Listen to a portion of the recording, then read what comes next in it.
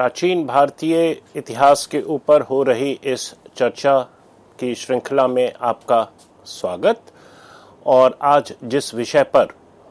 हम चर्चा करने जा रहे हैं उसका संदर्भ हर्षवर्धन राजा के काल से है। और इसके पहले की चर्चाओं में भी हर्षवर्धन का जो कालखंड है यानी कि 7वीं शताब्दी ईस्वी का जो पहला भाग होता है, पहला आधा 600 से लेकर 650 ईस्वी तक का, उसकी चर्चा हम लोग कर चुके हैं। उसकी जो राजनीतिक अवस्था उस समय समकालीन रही थी उसकी चर्चा हो चुकी है, सामाजिक अवस्था की चर्चा हो चुकी है, प्रशासनिक अवस्था की चर्चा हो चुकी है। और उसी सीरीज को आगे बढ़ाते हुए आज जिस विषय पर हम चर्चा करेंगे 2 भागों में, उसका संदर्भ उस काल की संस्कृति से है। तो बेहतर यह होगा कि आप पहले के लेक्चर्स को ध्यान में रखकर इसको समझने की कोशिश करें, क्योंकि संस्कृति और समाज का एक तारतम्य बना होता है समकालीन अर्थव्यवस्था से, समकालीन राजनीति से। और उसी के संदर्भ में अगर आप इसे समझने की कोशिश करें तो बेहतर होगा। और जब हम हर्षवर्धन काल के, या आप कह सकते हैं कि 7वीं शताब्दी के पहले आधे हिस्से की चर्चा करें और उसकी सांस्कृतिक अवस्था को जानने की कोशिश करें, तो हमेशा ध्यान में यह रहे कि जो एक पीरियडाइजेशन इतिहास में होता है, जहां हम जो प्राचीन भारत है या एंशिएंट इंडिया है वह अब मध्यकालीन भारत की ओर बढ़ता जा रहा है। यानी कि कुछ गुणात्मक परिवर्तन आपको अर्थव्यवस्था में, समाज में, राजनीति में, प्रशासनिक व्यवस्था में, संस्कृति में, धर्म में देखने को मिलते हैं। और यह काल लगभग उसी समय का है। हालांकि कन्वेंशनल सेंस में, पारंपरिक तरीके से उसे 8वीं शताब्दी के मध्य का माना गया है, जब प्राचीन भारत का जो कालखंड है वो खत्म होता है और जो अर्ली मेडिवल है वह शुरू होता दिखता है। तो एक आप कह सकते हैं कि ये संक्रमण का काल है। और संक्रमण कोई बाहर से नहीं हो रहा है, बल्कि परिवर्तन, आप कह सकते हैं कि एक परिवर्तन का काल है। आमूलचूल परिवर्तन आपको प्राचीन भारतीय व्यवस्था से, संस्कृति से देखने को मिलती है। और उसी की चर्चा हम इस भाग में करेंगे। सबसे बड़ी बात, और जैसा कि आप सभी सामंतवाद के परिप्रेक्ष्य में जानते भी हैं कि क्षेत्रीयता का जो पुट है वो काफी प्रबल हो जाता है मध्यकालीन परिवेश में या सामंतवादी परिवेश में। तो अगर हम यह मानकर चलें कि सामंतवादी जो टेंडेंसीज हैं वो मजबूत होती जा रही थी गुप्त काल के बाद के समय में, तो 6ठी शताब्दी, 7वीं शताब्दी, 8वीं शताब्दी यह समय है जब क्षेत्रीयता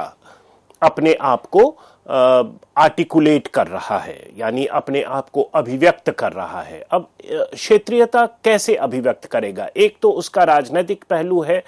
कि अलग अलग क्षेत्रों के नाम हैं, अलग अलग क्षेत्रों की एक इंडिविजुअलिटी, उनकी अलग पहचान बन रही है, और वो हो रहा है इस समय में। तो अब वो जो क्षेत्र हैं वो ऐसा नहीं है कि वो एक राजनीतिक इकाई है इसलिए उसकी एक अलग पहचान बनी है, बल्कि एक क्षेत्र की सांस्कृतिक पहचान बनती जा रही है। कई इलाके ऐसे होते हैं जिसका एक सांस्कृतिक नाम होता है। जैसे 6ठी शताब्दी ईसा पूर्व के संदर्भ में हम लोगों ने चर्चा किया था कि मगध क्षेत्र, अगर आप देखें तो मगध क्षेत्र कोई ऐसा नहीं है कि उसका नामकरण इसलिए किया गया था क्योंकि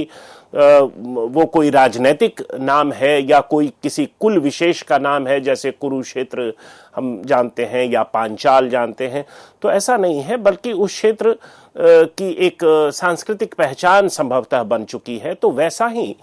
अगर हम देखें 7वीं शताब्दी के पहले आधे हिस्से में, तो कई ऐसे क्षेत्र हैं आज के भारत की, और वो पहचान, वो सांस्कृतिक इकाई के तौर पर एक अलग पहचान आज तक बनी हुई है। जैसे आप स्लाइड पर देख सकते हैं, बंगाल, उड़ीसा, महाराष्ट्र, गुजरात, राजस्थान, ये वैसे इलाके हैं जो अब एक क्षेत्रीय यूनिट के तौर पर, एक सांस्कृतिक इकाई के तौर पर अपने आप को अभिव्यक्त कर रहे हैं। तो यानी समकालीन स्रोतों में आप पाएंगे कि इन सांस्कृतिक और या इन क्षेत्रों का एक सांस्कृतिक इकाई के तौर पर कहीं ना कहीं अभिव्यक्ति समकालीन स्रोतों में हमें देखने को मिलता है। अब ये जो क्षेत्र हैं, उनकी अलग पहचान केवल यह कह देना कि वो सांस्कृतिक कारणों से ही बनी थी, ऐसा इतिहास में होता नहीं है, क्योंकि ये हम एनालिसिस के लिए उसे अलग अलग तो जानने की कोशिश करते हैं, लेकिन ऐतिहासिक अगर प्रोसेस को देखें, प्रक्रियात्मक नजरिए से देखें, तो सभी चीजें एक साथ एक दूसरे से इंटरैक्शनल रिलेशन में होती हैं। तो कई ऐसे राजनीतिक कारण भी रहे होंगे। अब जैसे अगर आप राजस्थान और गुजरात इलाके को देखें, तो यह वह समय है जहां गुर्जरों ने 6ठी शताब्दी के पश्चात राजस्थान और गुजरात में राजवंशों की स्थापना की। और ये जो गुर्जरों का यहाँ राजनीतिक आधिपत्य बना इस ज्योग्राफी पर, इस भूगोल पर, जिसे हम राजस्थान और गुजरात की ज्योग्राफी को मानते हैं, आगे चलकर 7वीं शताब्दी 8वीं शताब्दी में इस इलाके को गुर्जर देश के तौर पर एक राजनीतिक पहचान भी मिली। तो ये जो काल है 7वीं शताब्दी के पहले हाफ का, वहां हम पाते हैं कि जो भारतीय उपमहाद्वीप का पश्चिमी हिस्सा है, जो आज का गुजरात और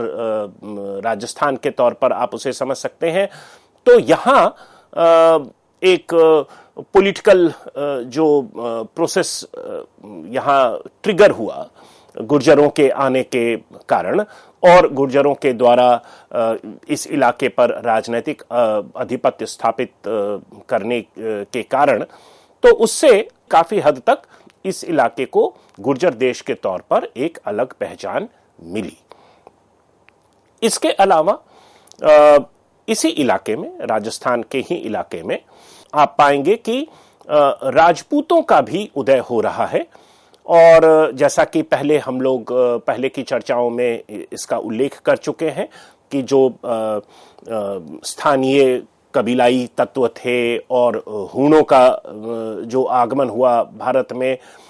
उन सबों के और कई और भी विदेशी समुदायों के सम्मिश्रण से जो एक नई सोशल कैटेगरी अभिव्यक्त होती दिखती है, जिसका संदर्भ राजनीतिक आधिपत्य से भी था राजस्थान इलाके में, और जब वह भारतीय ब्राह्मणवादी हिंदू परिवेश में उनका सम्मिश्रण हुआ, तो इसके प्रतिफल के तौर पर राजपूतों का एक सामाजिक वर्ग के तौर पर, एक सामाजिक समुदाय के तौर पर, और बाद में जो जाति व्यवस्था है, वर्ण व्यवस्था है, उसमें भी इन्हें क्षत्रिय का जगह दिया गया। तो वहां पर आप पाते हैं कि राजपूतों के उदय के कारण इस इलाके को एक अलग पहचान मिली, और इस तरह से हम पाते हैं कि राजस्थान एक अलग सांस्कृतिक इकाई के तौर पर भी यहाँ प्रबल तरीके से अपने आप को अभिव्यक्त करते दिखता है। 7वीं शताब्दी के पहले हिस्से में हमें बंगाल का जो आज का इलाका है, उसमें सांस्कृतिक तौर पर 2 इकाइयां नजर आती हैं शुरुआती दौर में, गौड़ और वंग। तो समकालीन स्रोतों में आप देखेंगे कि जो उत्तरी इलाका है बंगाल का, उसे गौड़ के नाम से जाना जा रहा है, जबकि वंग का उल्लेख मूलतः जो दक्षिणी हिस्सा है बंगाल का, उसके लिए प्रयोग किया जा रहा है और उसके प्रमाण हमें समकालीन स्रोतों में मिलते हैं। लेकिन कालांतर में कहीं ना कहीं जो उत्तरी बंगाल की एक अलग सांस्कृतिक पहचान गौड़ के तौर पर है, वो थोड़ी धूमिल होती दिखती है और इस पूरे भूभाग को कालांतर में एक ही नाम से, वंग के नाम से ही इसकी सांस्कृतिक पहचान आगे बढ़ी। और यही कारण है कि आज हालांकि एकेडमिक दृष्टिकोण से आप उत्तर बंगाल को कह सकते हैं गौड़, लेकिन जो एक पॉपुलर कंसेप्शन बना इस पूरे इलाके का अभिव्यक्ति के तौर पर, वो वंग के ही तौर पर हुआ। और इसी के कारण ये जो बंगाल जिसे हम बुलाते हैं, तो उसका जो मूल है वो वंग ही है। और यह अभिव्यक्ति सबसे पहले भारतीय इतिहास में हमें इसी काल में, हर्षवर्धन का जो शताब्दी है, 7वीं शताब्दी का पहला हिस्सा है, उसी समय इसकी अभिव्यक्ति हमें देखने को मिलती है और आगे जाकर वह और भी प्रगाढ़ होती गई।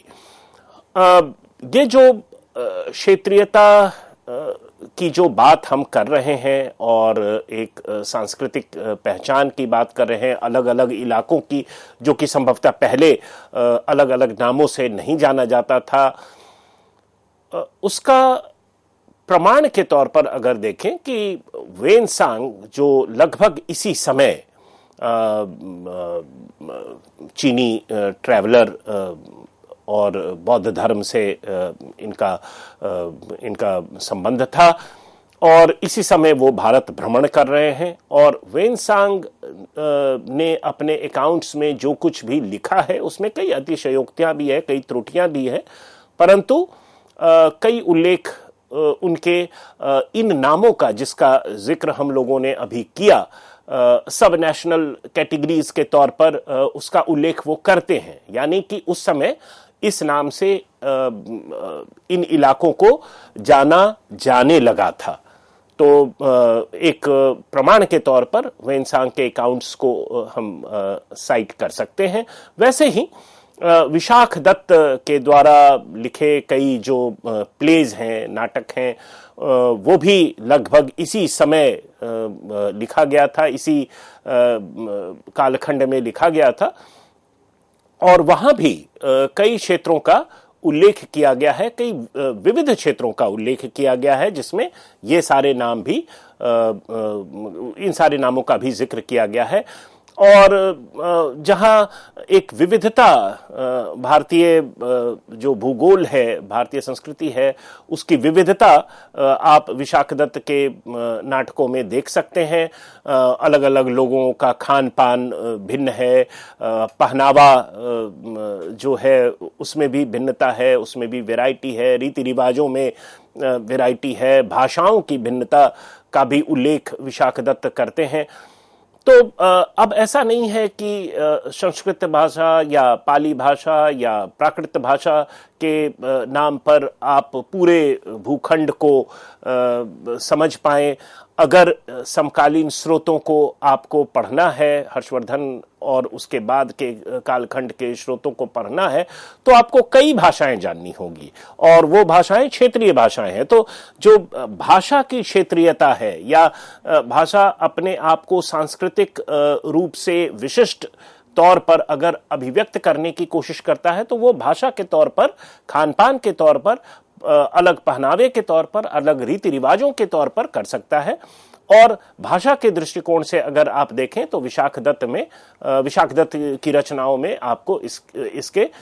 कई प्रमाण मिलते हैं। तो ये जो क्षेत्रीयता का विकास होता है, जिसमें, और आप अंग्रेजी में आप कह सकते हैं कि the birth of region in Indian history is taking place around this time।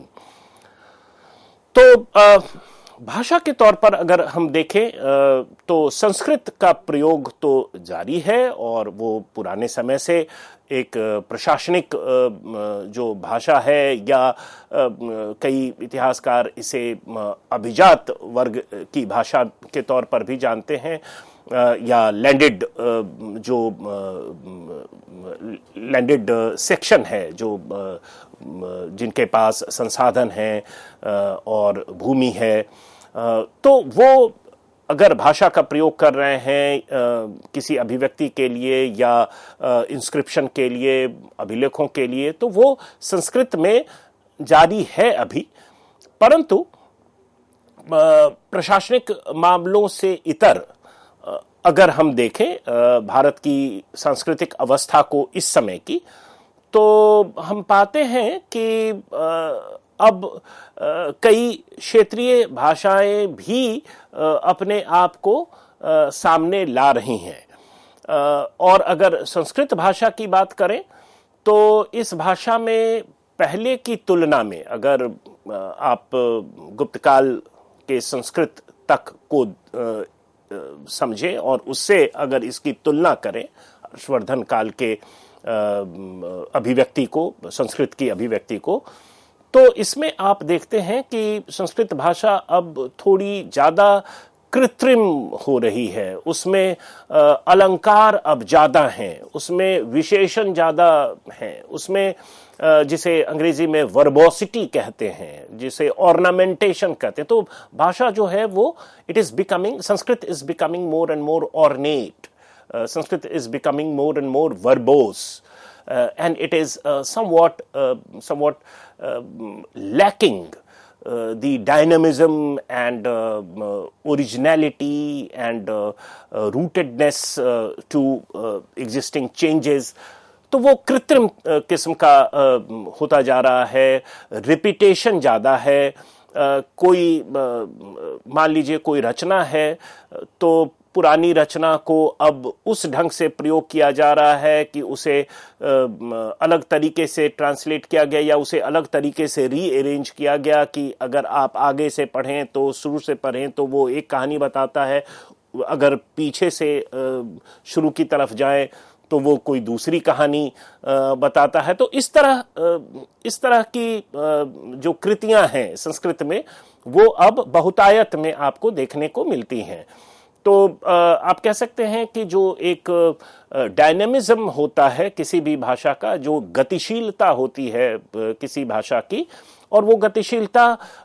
सामाजिक गतिशीलता से जुड़ी हुई होती है, जो इंटरैक्शन होता रहता है लोगों का, क्योंकि भाषा उसके बोले जाने वाले के संदर्भ में ही समझा जा सकता है। तो अगर समाज में गतिशीलता थोड़ी कम हो रही है और जो इनवर्डनेस है, यानी कि अंतर्मुखी या आप कह सकते हैं लोकलाइजेशन, वो अगर बढ़ रहा है, और उसकी चर्चा हम लोग पहले कर चुके हैं सामंतवाद के संदर्भ में, तो ये जो लोकलाइजेशन हो रहा है जिससे सुदूर क्षेत्रों से जो संबंध है लोगों का वो कम होता जा रहा है। लोग अब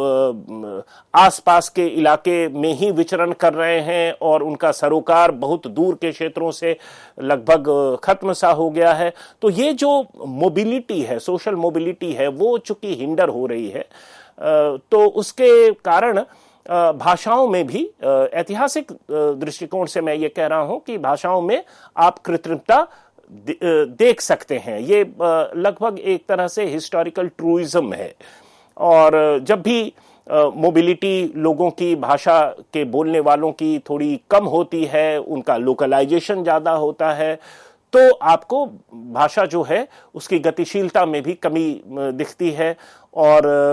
वो ज्यादा अलंकृत होता जाता है, अतिशयोक्तियों से भर जाता है, उसमें कृत्रिमता जाहिर हो जाती है। और लगभग वैसे ही स्थिति में संस्कृत के जो रचना है समकालीन, वो आपको देखने को मिलते हैं। इसके अलावा जो अपभ्रंश भाषा है, या आप कह सकते हैं कि प्राकृत का एक, आप कह सकते हैं कि जो not so pure and pristine form, तो वो जो अपभ्रंश भाषा है, और वो काफी व्याप्त थी हर्षवर्धन के काल तक, और संभवतः ज्यादा जो बोली जाने वाली भाषा थी वो यही थी। और अपभ्रंश से आपको प्रोटो हिंदी, आद्य हिंदी आप कह सकते हैं, आद्य हिंदी, प्रोटो बंगाली, आद्य बंगाली, आद्य राजस्थानी, आद्य गुजराती, आद्य मराठी भाषाओं के बनने के संकेत हमें हर्षवर्धन के काल से मिलने शुरू हो जाते हैं। यानी ये सभी जो क्षेत्रीय भाषाएं हैं उसका प्रोटोटाइप आपको इस समय से मिलना शुरू हो जाता है प्रमाण के तौर पर, और आगे जाकर ये सारी जो क्षेत्रीय भाषाएं ज्यादा प्रबल रूप से अपने आप को अभिव्यक्त कर पाती हैं 7वीं और 8वीं शताब्दियों में। 7वीं शताब्दी तक सुदूर क्षेत्रों के बीच संपर्क और गतिशीलता के अभाव में, जैसा हम लोगों ने अभी इसकी चर्चा की, क्षेत्रीयता का पुट और बढ़ता गया, और यही प्रक्रिया जिसका जिक्र मैंने प्रक्रियात्मक तरीके से इतिहास समझने के संदर्भ में किया, तो यही गतिशीलता का अभाव आगे जाकर और भी क्रिस्टलाइज होकर अपने आप को अभिव्यक्त कर रहा है क्षेत्रीय भाषाओं में, और एक क्षेत्र की अलग पहचान बन रही है, क्योंकि अब वो जो इंटर रिलेशनशिप है या दूसरे क्षेत्रों से जो आवागमन है वो अब थोड़ा कम हो गया है, तो क्षेत्र ज्यादा प्रमुख हो गया है, वो इलाका ज्यादा प्रमुख हो गया है, और उससे लोगों का एक जो जुड़ाव है वो अब अभिव्यक्त सीधे तौर पर भाषा के तौर पर हो रहा है। तो क्या हम यह माने कि आवागमन के तौर पर ब्राह्मणों और भिक्षुओं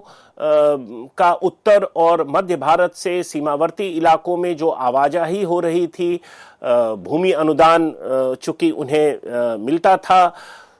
तो इसके अलावा ज्यादा कोई मोबिलिटी इस समय हमें उसका प्रमाण मिलता नहीं है। अगर जो सामाजिक गतिशीलता या जो ह्यूमन ट्रैफिकिंग है वो चाहे व्यापार और वाणिज्य के दृष्टिकोण से भी देखें तो उसमें कमी आ रही है, और इसका जिक्र हम लोग पहले की चर्चा में कर चुके हैं कि आर्थिक अवस्था में जो बाह्य व्यापार है, सुदूर क्षेत्रों से व्यापार है, उसमें भी संभवतः थोड़ी कमी आई है, और उसका असर आपको लोगों के आवागमन में भी दिख रहा है। तो वैसे ब्राह्मण वर्ग या बौद्ध भिक्षु, जैन भिक्षु या दूसरे कल्ट के भिक्षुओं को जिन्हें लैंड ग्रांट्स के तौर पर कुछ मिलता था, भूमि अनुदान के तौर पर मिलता था, तो वो एक दूसरे इलाके से आते जाते रहते थे, और चूंकि वो ज्यादातर मध्य भारत या उत्तर भारत से सीमावर्ती इलाकों में जा रहे थे, तो कई उपभाषाओं में परिवर्तन हमें देखने को मिलता है, और कई जो उपभाषाएं जैसे बंगाल, गुजरात, राजस्थान, महाराष्ट्र, उड़ीसा इलाके की जो भाषाएं हैं उसमें अब वह परिवर्तन आ रहा है, क्योंकि ये जो ब्राह्मण और भिक्षु हैं उन्हें संस्कृत का ज्ञान है, और संस्कृत का पुट इन भाषाओं में आप देख सकते हैं, और कालांतर में जो एक क्षेत्रीय लिपि है उसका भी विकास हुआ। तो भाषा, हर एक जो डायलेक्ट है उसे एक अब स्क्रिप्ट मिल रहा है, उसे एक लिपि मिल रही है, और आगे चलकर उसे एक नियम के तरह जो व्याकरण, जो संस्कृत के जो नॉर्म्स हैं, संस्कृत भाषा के नॉर्म्स हैं, उसी के अनुरूप इन भाषाओं को भी, इन उपभाषाओं को भी व्याकरण में बांधने की कोशिश हमें देखने को मिलती है। कला और स्थापत्य में भी क्षेत्रीय प्रभाव हमें देखने को मिलता है। क्षेत्रीय चेतना, मनोविज्ञान के साथ संकीर्णता इत्यादि भी कई इतिहासकार इसकी चर्चा करते हैं, परंतु क्षेत्रीय प्रभाव आपको कला और स्थापत्य में देखने को यहां मिलता है, जिसका सीधा संबंध आप सामंतवादी जो परिपाटी है उससे भी लगा सकते हैं। मंदिरों और मूर्तियों में देवत्व को भी पदानुक्रम अभिव्यक्ति होती मिलती है यहाँ, तो जो कि फ्यूडलिज्म या जो सामंतवादी तरीका है, जहाँ पद काफी महत्वपूर्ण होते हैं और एक हायरार्की आपको देखने को मिलता है। वो हायरार्की आप देवताओं में भी यहां देख सकते हैं। तो एक ईष्ट देवता है और उसके समीप कई और छोटे देवी देवता हैं और सबों का एक दूसरे से एक इंटरडिपेंडेंस है।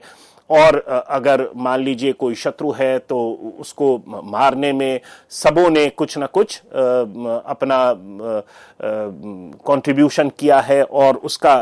जो एक सामूहिक प्रतिफल आपको एक रिजल्ट में देखने को मिलता है। तो एक हायरार्की भी है, एक सेंट्रल फिगर भी है और उसके इर्द गिर्द कई छोटे देवी देवता हैं। यह आपको मंदिर जिस प्रकार से बनाए जाते थे कि एक गर्भगृह में जो सबसे महत्वपूर्ण देवता हैं उन्हें जगह दिया गया और जो सरकम एम्बुलेटरी पाथ है उसमें आप देखेंगे कि कई छोटे छोटे देवी देवता भी वो वहां प्रस्तुत हैं। तो जो एक आप कह सकते हैं धार्मिक जो एक परिदृश्य देखने को मिलता है मूर्तियों में या मंदिरों के बनावट में, उसमें भी आपको इस समय की अर्थव्यवस्था और समाज का परिलक्षण देखने को मिलता है। और यह कला और स्थापत्य के अलावा भाषा में और संस्कृति के अन्य अभिव्यक्तियों में भी देखने को हमें मिलता है। धन्यवाद।